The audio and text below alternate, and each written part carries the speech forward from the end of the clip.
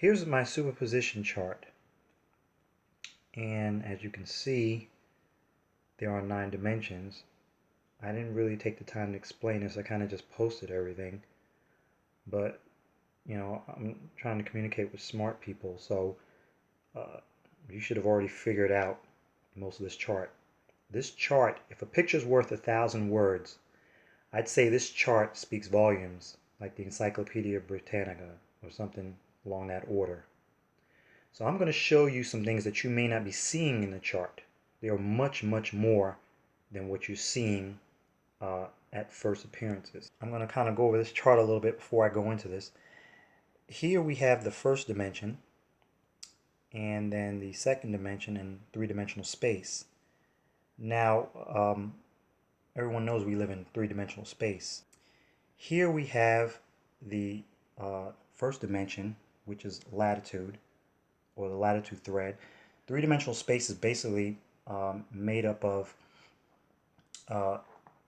two positions. You have the first position and the second position, just like they say in supercomputing about superposition. I read an article, I think it was in Wired magazine, where it talked about superposition being one position being off and the other position being on, and the superposition being both positions. Well, I said, how would God make superposition? If superposition exists, it should exist in nature. So I said, well, let me take a look at three-dimensional space. I said, what would be the first position? Well, the first position would be latitude, right? We know on three-dimensional space, we have, on two-dimensional space, we have a latitude line, and then we have what I call a longitude line. That would be two-dimensional space. The third dimension would be if I stuck my finger through this paper and it came up out of the paper. That would be three-dimensional space. But we see in superposition, there's only two positions. The first position and second position, and both of them combined make the superposition. That's incorrect. God's superposition creates a third position, what I would like to call a neutral position, which would be the z-plane. Here we have an x-plane, and then we have a y-plane, and then we have a z-plane, which would be the neutral position. So all three of these combined make up the entire superposition, or God's superposition. So that's where I got the idea about superposition. So I started out with the latitude thread for the space-time fabric, and then the longitude thread, and then the superposition being the latitude thread, longitude, and then the z-plane, which would be a neutral position. All three of them combined make a superposition. So I have three-dimensional space being the superposition of the first and second dimension, right? Well, in God's superposition, you're only allowed three positions. The first position, the opposing position, and then the superposition, which is both of them combined with the neutral position. But we hear everybody talking about time as the fourth dimension. Well, in God's superposition, there's only three positions. That's it. So in order to have a fourth position, you would simply have to do it at the same exact time. So we have to put the fourth dimension not below the third, but right beside the first one. And this is why, because in order for me to figure out the order of the fourth, fifth, and sixth dimensions, I had to think, how do you add time to a line of latitude? Well, you have to think. In order to add time to a line of latitude, you have to connect both ends. What is time? Intervals, right? 1, 2, 3. That's all time is, just intervals. 1, 2, 3. There's just timing. The amount of time it takes to return back to where you started from. That's all time is. In order to make time, you would just have to simply connect both ends. So that's where I got temporal latitude from. I just connected both ends and I got a loop. Well, I did the same thing for temporal longitude. I connected both ends and I got a loop. Well, just like we did with both of these, we did God's superposition. You take latitude, and then longitude, you put them together, you get a sphere. You take two loops, two rings, Now I can't really do the camera and see at the same time, but if you put both of those together, you're gonna get pretty much you're gonna get that. You're gonna get a sphere. And that would be the superposition. Now, I can't do, because you're adding time and doing it at the same time, you can't have latitude and temporal latitude at the same time. You can't do that because they're both the same thing. And you can't have longitude and temporal longitude at the same time. You can't do that because you can't have the same thing. But you can have longitude and temporal latitude at the same time, right? And you can have latitude and temporal longitude at the same time, but you can't have three-dimensional space and a temporal sphere at the same time. So the only order you can put this in would be to have the temporal sphere at the same time as the latitude thread, and the temporal latitude at the same time as the longitude thread, and then the temporal longitude at the same time as three-dimensional space. So now we've cheated, and I've expanded God's superposition to include 6 positions now instead of 3. Well, guess what? Now we have 2 columns. We have a space column and a time column, which means what? We can cheat again. Now we can create a 3rd column because we have 2 columns, the first position and then the second position. Now we can create a superposition column. So we have space column, the time column, and now we have this space-time column, which is the superposition of the space column and time column. Now, in order for superposition in this column, we would have to take one item from this column and a second item from this column, from the time column. And then we would put one in each position. So what happens when you take latitude thread, and then you can't take temporal latitude, they're both the same thing, so you'd have to take the temporal longitude. So if you take latitude thread and longitude thread, you put them together, you would get a space-time vortex. Now, how do you see that? Because you have a line of latitude, right? And then you have temporal longitude, right? And all longitude is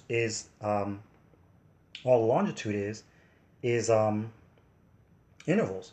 Excuse me. And the latitude thread is a line. So if you have a line that's descending, right? Say it's going down in a direction. Let's say you have a line that's descending in a direction, right?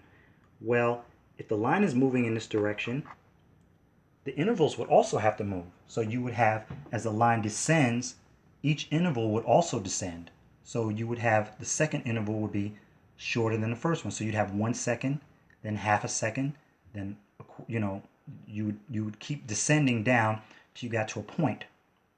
So here you would have your x-plane, which is the temporal latitude, and then the y-plane, which is the latitude is the x-plane, then the temporal longitude is the y-plane, and as the line descends, the intervals will also descend, and it would go into a black hole or space-time vortex to a singularity or a single point. And that would be the superposition of the first and the 6th dimension. Now, I did the same thing for the 2nd dimension, longitude thread and the temporal latitude. Now, when you put both of those together, you get the same effects, but it's going in opposite. It's going out, and you would start out singularity, and as you went out, the intervals would also increase, and they would go up. Now, we're going to go into this a little bit later. Now, if you look here, the superposition here is at the bottom. It's 3-dimensional space. And then we have another superposition at the top for the time. The chart will be balanced by putting the 3rd superposition in the center. And here you have the first position, the first dimension top, with its opposing at the bottom, and then going up there. And then here you have these two together. So you have these two apart up here, and then you have these two together down here. So the chart is balanced, and then you have the 2 superpositions with the other superposition in the center. So it's a balanced chart. The entire chart is balanced. Figuring out the 8th dimension took me 2 days. I had to figure out what the superposition was between the 7th and the 9th dimension. Well, you have space-time compression, and here you have space-time decompression. Well, here in the 8th dimension, you would have both. space-time compression and decompression. You have decompression coming out the bottom, then compression going back into the top, then going in again. And by the way, this is a multi-channel temporal magnetosphere. I didn't go into that, but this actually, that is an 8 loop that switches and shifts every time it loops. So that's why you have multiple cells in a magnetic field, because it's shifting every time it goes back in. So it's acting like a temporal sphere, but it's also shifting. So it's operating, it's doing a superposition, or what I'm also called a hyperposition, because this superposition is made up of other superpositions. So this could also be called the hyperposition. Now it would shift for every single turn. So it would shift every single time until it ended right back where it started. The superposition here puts the 9th dimension flat, like a ring. Anything that comes out would come out on that line, on the 2, and it would come out in the center and be pushed outward. Anything going in will come at the top and go down in there. Now, the 8th dimension is funny because it can come in multiple configurations. I haven't gotten into fabric objects yet, which I haven't talked about, and I will. But I wanted to show you something else that's interesting. I told you earlier that this chart is like the Encyclopedia Britannica. It can tell you volumes of information. Now we see that we have the superposition that's coming down here, the first position, second position, and then we have the three-dimensional space. And we say, everybody says, oh, we live in three-dimensional space, but according to this chart, it's much more than that. Because take a look at this. If we look at this chart going across, we have the latitude thread, temporal sphere, and a space-time vortex going in. What happens if you put all three of these together? Well, you would get a planet with an axis and a gravitational pull. See? So we live here. This is our universe up here. Now let that sink in for a while. If this is where we live, then what is this and this? And that's where this theory gets very interesting. Please understand that all of these dimensions are operating together. The first one all the way to the 9th one. But because of time and our interactions with time, we are calibrated to the 1st, 4th, and 7th dimension in this part of the universe. I'll put it that way. This is the part of the universe that we are operating in. I'm zooming right here. The 1st, 4th, and 7th. And like I said in my last video, you have a planet. We see the influence of the dimensions just by looking in outer space. We see a planet, we see an axis, and we also see a gravitational pull. So we see these effects here, and we see some residual effects of some of these other dimensions.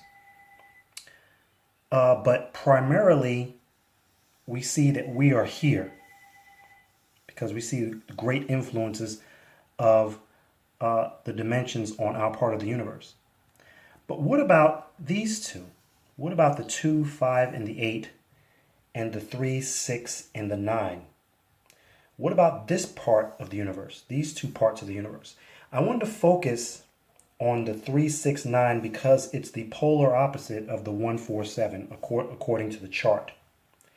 Now, I wrote on my blog that it's very difficult to think that anything could exist here because we have three-dimensional space. We have only one dimension of time, which is the 6th dimension. And then we have a dimension of space-time, which seems to push everything apart. You see, if you go here, gravity is caused by the 7th dimension, which is the compression of space-time. Scientists say and physicists say that the space between the atoms are so great that, you could have a small piece of matter and the space between the atoms in that matter would probably be about, the size of in comparison, the size of our entire solar system. That when you compress that empty space, you can actually squeeze matter. You can squeeze matter probably to the size of a, very small object. It would weigh a whole lot, but all the empty space in between the atoms would be removed. And I saw a video where it said that you could take the Empire State Building, remove all the space between the atoms, and it would shrink the entire building down to the size of a grain of rice or something like that. So here we see a black hole doing space-time compression, basically compressing the empty space between the atoms. Now, the opposite of that, or the opposing position, would be space-time decompression, which the ninth dimension is doing that. This drawing that I made of the ninth dimension is somewhat incorrect. I did it just to show how it's operating. It's more flat. The seventh is more shaped like a funnel.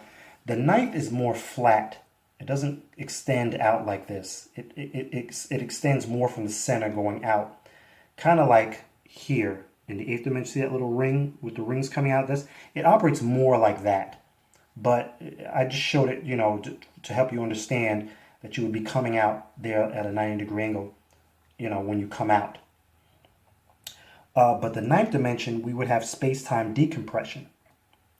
So if gravity is caused by the seventh dimension, which I put some quotes from Wikipedia on there concerning Einstein's theories on relativity, and if the seventh dimension was causing gravity, then we would have to assume that the ninth dimension, which would be the opposing position, is causing levity, which is the opposite of gravity. I don't know if that's an official term or whatever, but that's the only word I can find in a dictionary that describes the opposite of gravity. So I'm using the term levity to describe a polar position from gravity, or an opposing position from gravity. So here we have a levitational force, or not necessarily force, but we have the effects of levity here, where all matter is being pushed apart. And we have one dimension of time, and we have three-dimensional space. How could anything form here? All matter would be pushed apart. So anything that, would try to come together, it would simply just scatter. And we have one dimension of time. So the sixth dimension has an effect when you put it together with the fifth, and it forms the fourth. Both of these are operating in two parts of the temporal sphere. And I'll go into that in another video. We have one dimension of time, three-dimensional space. So I want to show you something. Here we have gravity pushing inward to a point, and here we have levity pushing outward.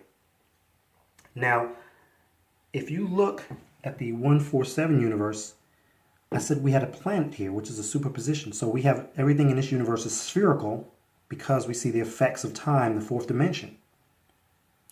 But here we have one dimension of time. So how can anything be spherical? How could anything, what shape would objects take here? Well, if you look at this, we have a superposition here, which is consisting of the, I don't know if you can see this, of the fifth dimension and the second. So we have, subparts of this superposition that are actually sitting here. Remember, superposition consists of the first, the first two positions, and then a neutral position. Well, here we see the same thing. We see the first two positions, and then we see a neutral position. But look, we have a 5 here, and we have a 6 here. So when you put these together, guess what forms? You get a sphere, because the 5, the 6, and the 5 from the 9, the 5 that's part of the 9, will combine to form a sphere. So now you have a fourth dimensional sphere when you put these two together. But you still have the effects of levity, which is still pushing things apart. But there is a sphere here. And if you look at the center of the sphere, you would have three-dimensional space. So here you would have a planet with an axis and a gravitational pull, which explains why the Earth is solid at the center, and then you have magma, mantle, and a crust. Here, everything will push apart. So how can any planet form? How can anything form at all? Well, you have to think about it. In our universe, NASA sends off a rocket into space using huge amounts of energy to push it out, whatever the term is, where it escapes. I don't know, they call it escape velocity, where it has to have enough force to escape the gravitational pull of the Earth. But as it moves away from the Earth, the effects of gravity become weaker, so it doesn't need as much force. And then everyone sees that the satellites and stuff use these little steam jets to move around, and and they can stay up there in orbit. They don't have to use huge amounts of fuel to stay in orbit because they're far enough away to where the effects of gravity are not as strong. So the further you move away from the Earth, the weaker the effects of gravity are. Well, then we would have to assume that the same thing applies here. At the very center of the sphere, you would have the strongest force of levity. But as you moved away, that force would become weaker and weaker and weaker. Now, remember I told you earlier that even though we are here in the 147 universe, we are all still part of all of this. Remember, we have three-dimensional space which is formed. So we're timing, our timer of the matter in our body is set in alignment here. But the effects of these are also seen in our universe. So we would have to assume the same thing for this universe. That as the force of levity pushes you away, it gets weaker and weaker, you have to take into account the residual effects of the 147 on the 369 universe. Which means that as matter got pushed further and further away, it would reach a point where the effects would become so weak that the effects of gravity would show up, or the effects of the residual effects of gravity would start to affect the matter. And then what you would have is an equilibrium zone. Let me take this form here. Let me take this sheet here. And you would get something like this. This is the 369 universe. You have levity coming out the center, but then you have the residual effects of gravity pulling in. So you have gravity pulling in, levity pushing out, and here you would have an equilibrium zone where matter would settle in. It would be a planet. A planet could form, but the planet would be hollow on the inside. It would be a hollow Earth. In the Earth, the effects of levity, you could actually live on the inside of the sphere and build cities. And because of you could build cities on the inside of the sphere and on the out. You have the gravity, which would be pulling down into the sphere. You could build a city and stay on the outside of the sphere. Or you could be on the inside and levity would hold you to the crust. So you would have a hollow Earth. And anyone, and I'm not going to go into this, but you could Google hollow Earth theory on the internet, and you're going to come up with a lot of interesting stuff. I'm not going to go into that. So this would be a hollow planet. The 369 would be a hollow planet.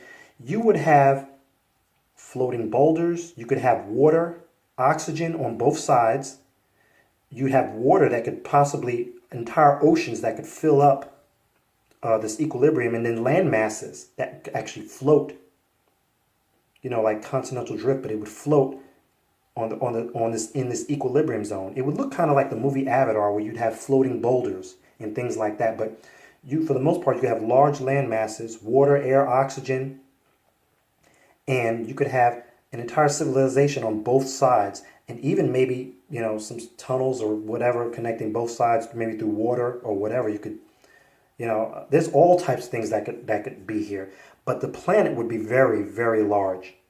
It would be extremely large. Now, if you look, I don't have it on a graph here, but